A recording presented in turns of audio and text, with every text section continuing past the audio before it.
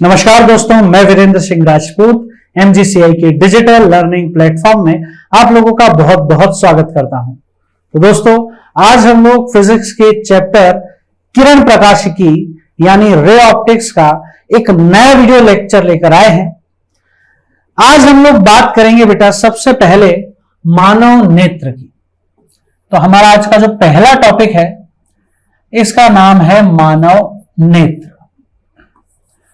बहुत अच्छे से अपने को समझना है बेटा मानव नेत्र क्या होता है। तो मानव नेत्र में बहुत ज्यादा डिटेल हम अपन नहीं देखेंगे, क्योंकि वो फिर स्ट्रक्चर की अगर हम ज्यादा बातें करेंगे तो बायो सब्जेक्ट के हिसाब से हम लोग आई की बात कर रहे होंगे, लेकिन हमें तो फिजिक्स के हिसाब से बात करनी है, तो हम स्ट्रक्चर की बहुत ज्यादा बात नहीं करेंगे। एक एग्जाम्पल के लिए बेटा मैंने इसको एक ह्यूमन आई मान लिया है,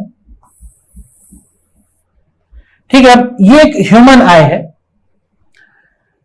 मानव नेत्र, मानव नेत्र में सबसे आगे एक लेंस हमको पता होना चाहिए कि सर एक लेंस होता है। इस लेंस को हम लोग नेत्र लेंस कहते हैं। मानव नेत्र के अंदर एक लेंस है। अभी कांच का बना हुआ लेंस नहीं है, ऑब्वियसली एक अर्ध पारगम्य झिल्ली के द्वारा यह लेंस बना होता है।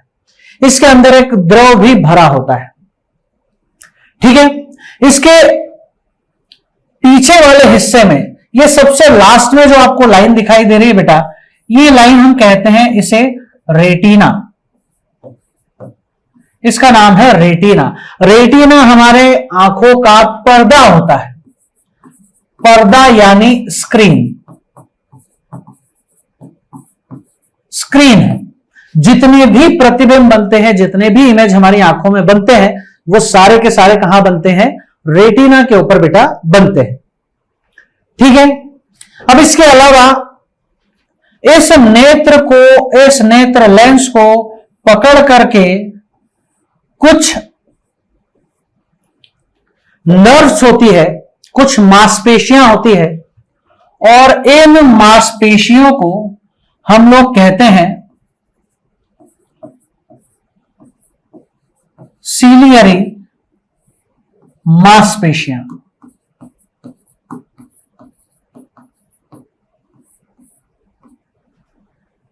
ठीक है। सीलियरी मांसपेशियां है बेटा। इसका काम होता है इस नेत्र लेंस को खींच करके पतला करना या दबा करके थोड़ा मोटा कर देना, क्योंकि ये कांच का लेंस नहीं है, अर्धपारगम्य झिल्ली का लेंस है। तो इसको खींचने से और दबाने से इसकी मोटाई बदली जा सकती है। इसी के अलावा नेत्रों के आगे यहां पे एक लेयर होती है बेटा, जिसे हम कॉर्निया कहते हैं। यहां एक और लेयर होती है, इसका नाम है कॉर्निया, ठीक है। और कॉर्निया बेटा गोलीय आकृति की होती है। इसके अलावा बेटा हम रेटिना पे बोल रहे हैं कि रेटिना सर आंखों का पर्दा है, तो इस पे प्रतिबिंब बनते हैं। तो कैसे प्रतिबिंब बनते हैं? तो मानव नेत्र के रेटिना पे जो बनने वाले प्रतिबिंब है वो उल्टे व वास्तविक प्रतिबिंब होते हैं। उल्टे व वास्तविक प्रतिबिंब। क्लियर है सारी बातें? तो ये एक बेसिक स्ट्रक्चर मानव नेत्र का है, हमको पता होना चाहिए, ठीक है। इसके अलावा कुछ और भी बातें अगर आपको याद रहे तो बहुत अच्छा है कि जो मानव नेत्र की विभेदन क्षमता है, विभेदन क्षमता मतलब वो कितने कोण पर रखे हुए वस्तुओं को अलग अलग पहचान सकता है, तो वो कोण है बेटा 1 डिग्री। विभेदन क्षमता 1 मिनट होती है। 1 मिनट का अर्थ है 1/60 डिग्री। इसके अलावा हमें मानव नेत्र का परसिस्टेंस भी पता होना चाहिए। परसिस्टेंस का अर्थ है दृष्टि निर्बंध, दृष्टि निर्बंध। अब ये जो दृष्टि निर्बंध है बेटा, ये 1/10 सेकेंड, यानी अपन इसे लिख सकते हैं 0.1 सेकेंड। 1/10 सेकेंड इतना होता है। अगर दो चित्रों को हम 0.1 सेकेंड से पहले बदल दें, एक के बाद तुरंत दूसरा अपन चित्र ले आए, तो वो हमारा जो आंखें हैं, हमारी आंखें, ये उन दोनों चित्रों में विभेदन नहीं कर पाएगी, है ना, दोनों को अलग अलग नहीं समझ पाएगी। और इसी के बेसिस पे हम लोगों ने वीडियोस बनाए कि बहुत सारे फोटो अच्छी स्पीड से 0.1 सेकेंड से पहले, यानी कम ही समय में हम अगर चित्र बदल दें तो हमें ऐसा लगेगा कि वो चित्र चल रहा है, एक वीडियो है, चित्र नहीं है। ठीक है। इसके अलावा मानव नेत्र का दूर बिंदु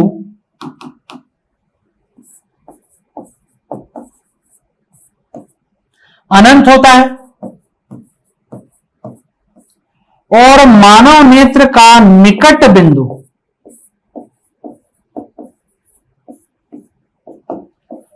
वो 25 सेंटीमीटर होता है।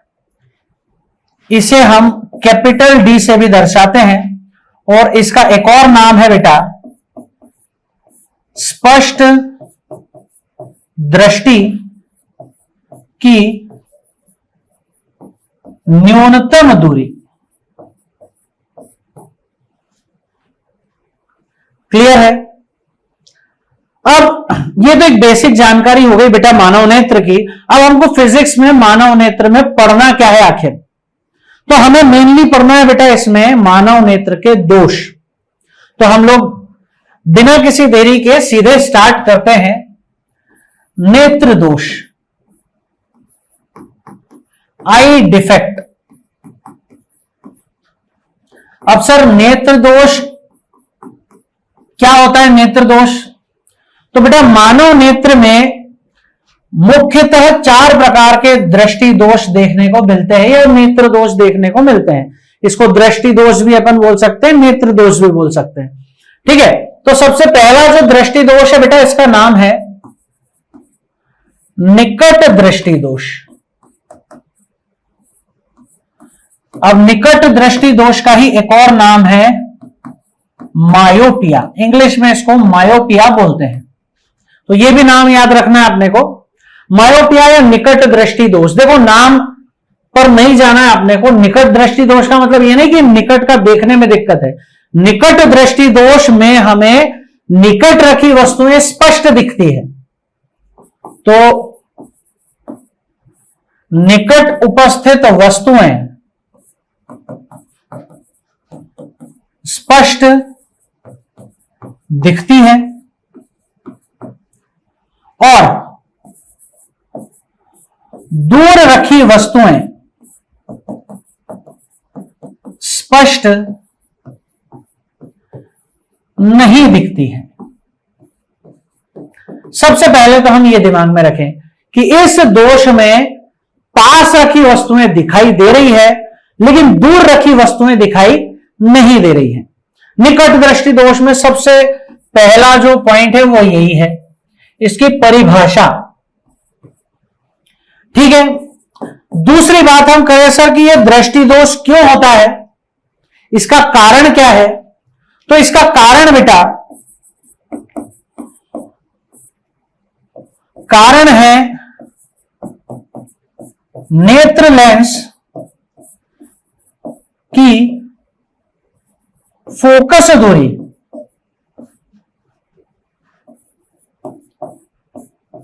कम हो जाना। अगर किसी वजह से हमारे नेत्र में जो लेंस लगा है इसकी फोकस दूरी कम हो गई तो हमें निकट दृष्टि दोष होता है। या एक और कारण है नेत्र का आकार बढ़ जाना। अब देखो नेत्र का आकार बढ़ जाना और भी कई तरीके से लिखा जाता है। कहा जाता है कि नेत्र की त्रिज्या बढ़ गई है, नेत्र का व्यास बढ़ गया है। ठीक है। या एक और चीज हम इसको बोल सकते हैं कि नेत्र लेंस से रेटिना की दूरी बढ़ जाना। तो एक और अपन लिख सकते हैं, लेंस रेटिना की दूरी बढ़ना। ठीक है, तो ये कारण हो गए सर। इसको ठीक कैसे किया जाता है निकट दृष्टि दोष को? तो निकट दृष्टि दोष को ठीक करने के लिए, या इसको यही लिख देते हैं अपन, इसका निवारण क्या है? परिभाषा हो गई हमारी।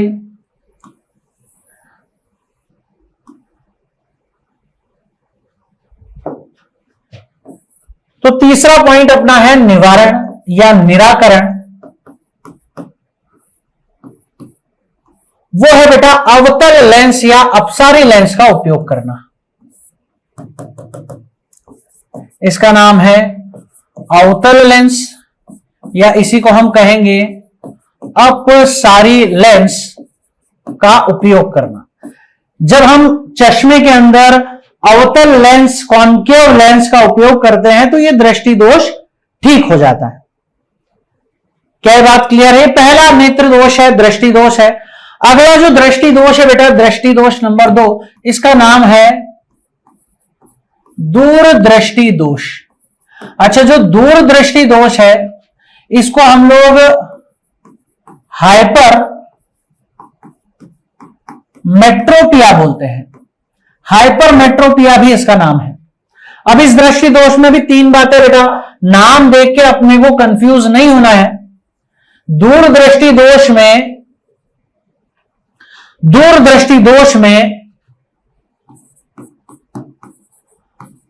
दूर स्थित वस्तुएं स्पष्ट दिखती है, लेकिन जो निकट रखी वस्तुएं हैं स्पष्ट नहीं दिखती। ठीक है। पॉइंट नंबर बी, इसका कारण क्या है बेटा? तो कारण, सारे कारण जो हमने इससे पहले लिखे थे उसके विपरीत। हमने इससे पहले क्या लिखा था? फोकस दूरी कम हो जाना। यहां आएगा नेत्र लेंस की फोकस दूरी बढ़ना। दूसरा पॉइंट,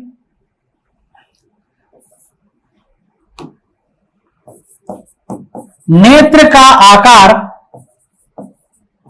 कम हो जाना, या हम लिखें लेंस रेटिना की दूरी कम होना। और इसका निवारण क्या है बेटा? निराकरण क्या है? निवारण, तो निवारण और आसान है, इस लेंस का उपयोग करना। ये कौन सा लेंस है बेटा? तो इसका नाम है उत्तल लेंस या अभिसारी लेंस।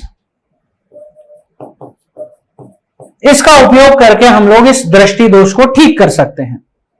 ठीक है। तीसरा जो दृष्टि दोष है इसका नाम है प्रेसबायोपिया।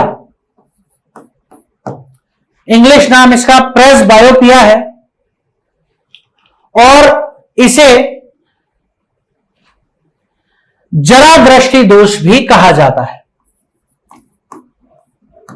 जरा दृष्टि दोष है ना, ये जरा नहीं है, जरा है, जरा दृष्टि दोष। इंग्लिश नाम क्या है इसका? इसका इंग्लिश नाम है प्रेस बायोपिया।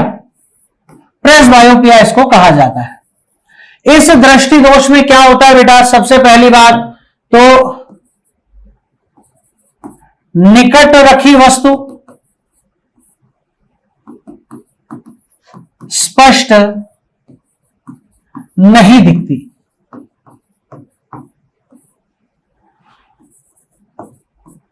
दूर रखी वस्तु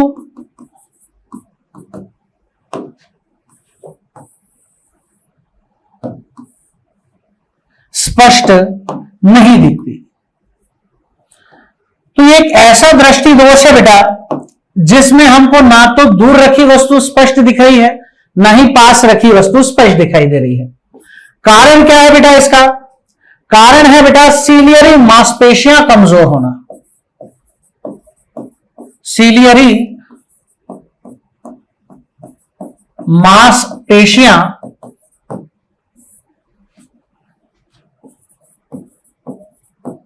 कमजोर हो जाना। और इसको ठीक कैसे किया जाता है बेटा? तो इसको बेटा हम लोग द्विफोकसी लेंस, निवारण में लिखेंगे द्विफोकसी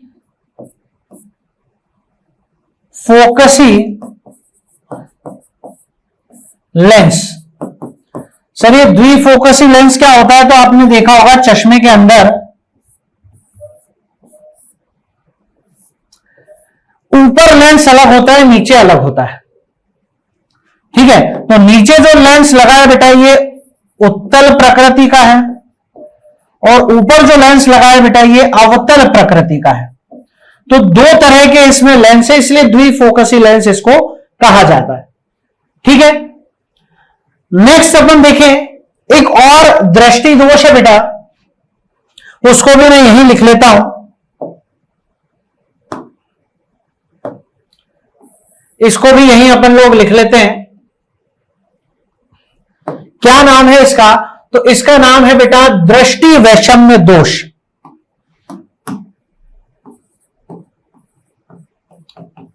दृष्टि वैषम्य दोष। अब दृष्टि वैषम्य दोष में होता क्या है? तो सबसे पहला तो आप समझे कि ऊर्ध्वाधर व क्षैतिज रेखाएं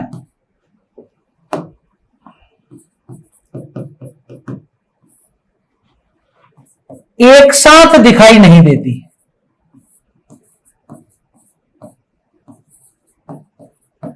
और होता किस कारण से बेटा? कारण क्या है इसका? तो कारण है कॉर्निया का पूरी तरह गोल न होना। कॉर्निया गोलीय न होना इसका कारण है। और ठीक कैसे करते हैं बेटा इसको? तो इसके लिए हम लोग बेलनाकार लेंस या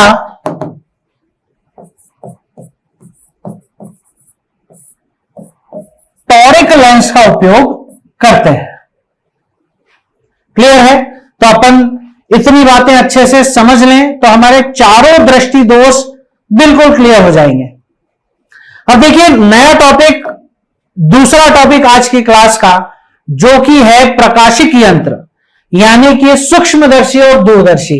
एक एक करके हम लोग पढ़ने वाले हैं। अब सबसे पहले हम सूक्ष्मदर्शी चालू करते हैं बेटा, वो भी दो ही तरह के होते हैं।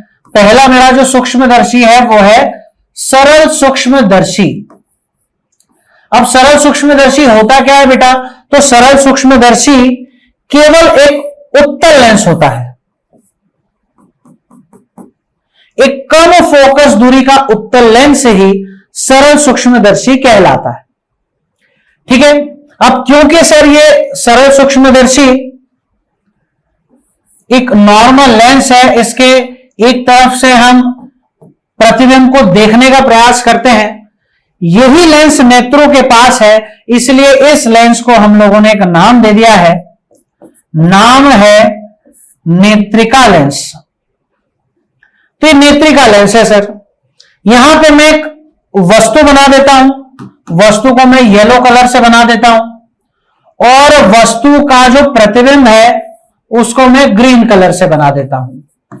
ये प्रतिबिंब है और ये वस्तु है।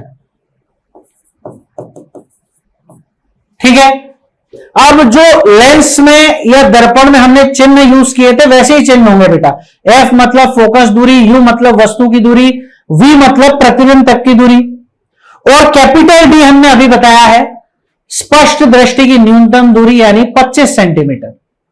ठीक है, अब इस सरल सूक्ष्मदर्शी में पूछा क्या जाता है बेटा? तो पूछा जाता है इसकी आवर्धन क्षमता दो स्थितियों में। पहला, जब प्रतिबिंब डी दूरी पर बने, इसका मतलब कि जब प्रतिबिंब 25 सेंटीमीटर की दूरी पर बनेगा यानी स्पष्ट दृष्टि की न्यूनतम दूरी पर बनेगा, तो आवर्धन क्षमता एम को हम लिखते हैं एम डी, और इसका फॉर्मूला क्या होता है बेटा? D upon F E plus 1। Sir ये एफ ई क्या है? तो ये एफ ई है इस लेंस की फोकस दूरी, ई यानी नेत्रिका लेंस को हम ई से दर्शाते हैं, तो नेत्रिका की फोकस दूरी।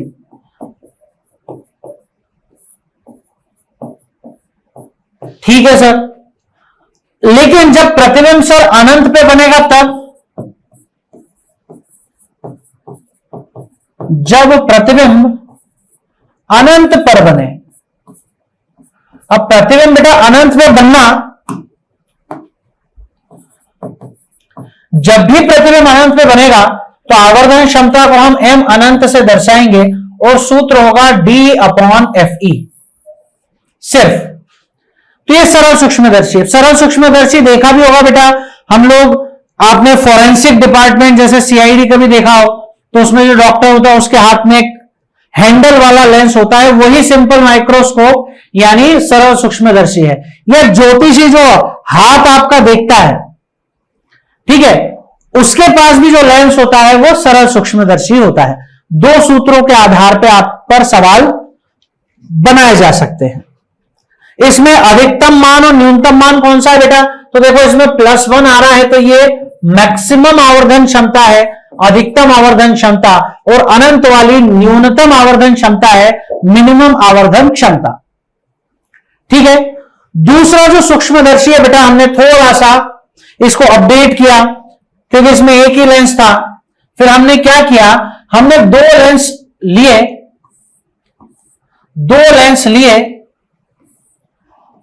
और उससे एक सूक्ष्मदर्शी बनाया और इसको नाम दिया संयुक्त सूक्ष्मदर्शी। सर ये संयुक्त सूक्ष्मदर्शी क्या है बेटा? तो ये दो उत्तल लेंसों से बनाया गया सूक्ष्मदर्शी है।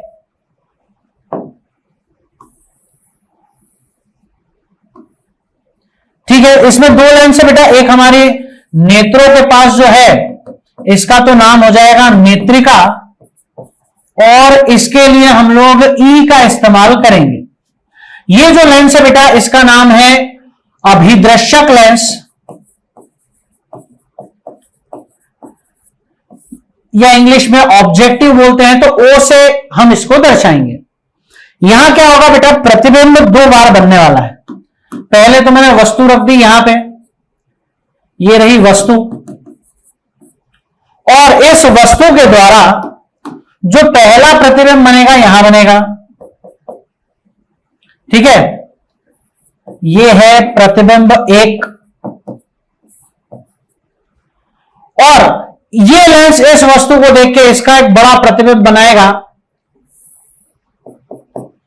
ये होगा प्रतिबिंब 2। ये अंतिम प्रतिबिंब है।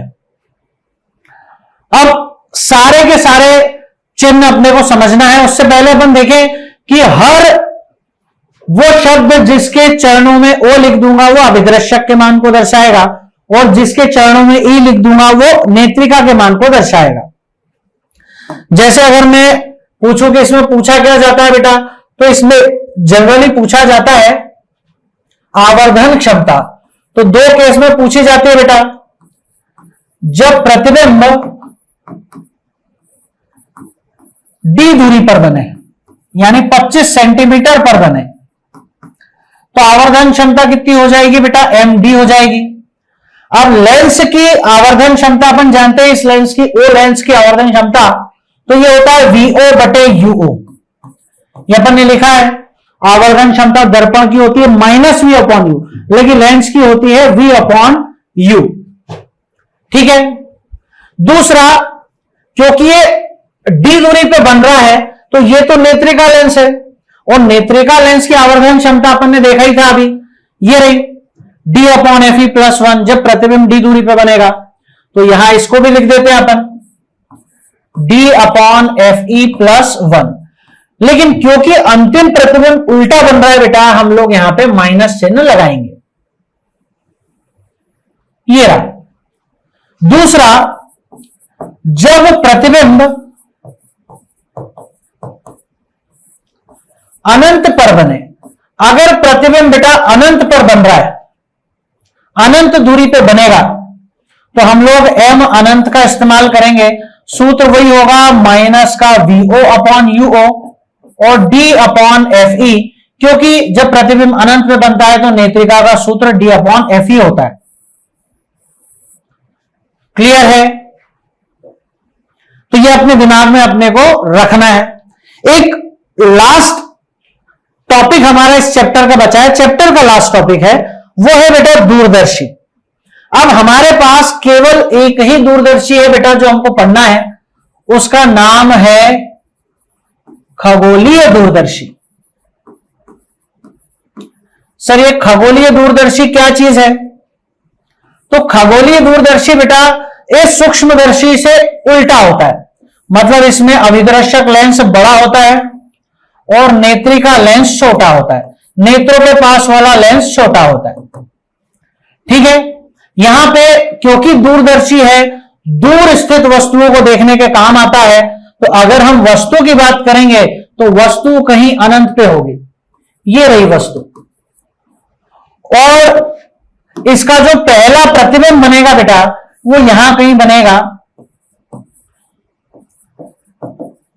प्रतिबिंब एक, और अंतिम प्रतिबिंब यहां कहीं बनेगा, प्रतिबिंब दो। यही अंतिम प्रतिबिंब है। इसमें क्या पता करना बेटा? इसमें भी यही पता करना है हमको। दो सिचुएशन, जब प्रतिबिंब डी दूरी पर बने तो इसको हम एम डी लिखते हैं, और सूत्र होता है इसका बेटा माइनस का F O upon F E upon D plus one.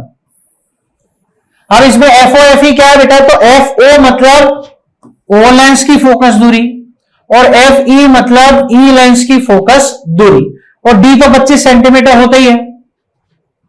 दूसरा केस कि जब प्रतिबिंब अनंत पर बने, अगर प्रतिबिंब बेटा अनंत पे बनेगा तो ये एम अनंत होगा, इसका सूत्र होगा माइनस का F O upon F E. Clear है बेटा? इसके अलावा भी बेटा पार्थिव दूरदर्शी होते हैं, और खगोलीय दूरदर्शी के अलावा, पार्थिव के अलावा एक और दूरदर्शी होता है गैलीलियो दूरदर्शी। लेकिन हमको अगर पार्थिव गलती से आ जाए तो बस ये माइनस हटा के इसकी जगह प्लस रख देना है। क्लियर है? गैलीलियो हमको कोई काम नहीं पड़ता, इन जनरल उसका कोई काम पड़ेगा ही नहीं। ठीक है, तो हम लोग क्या करने वाले हैं,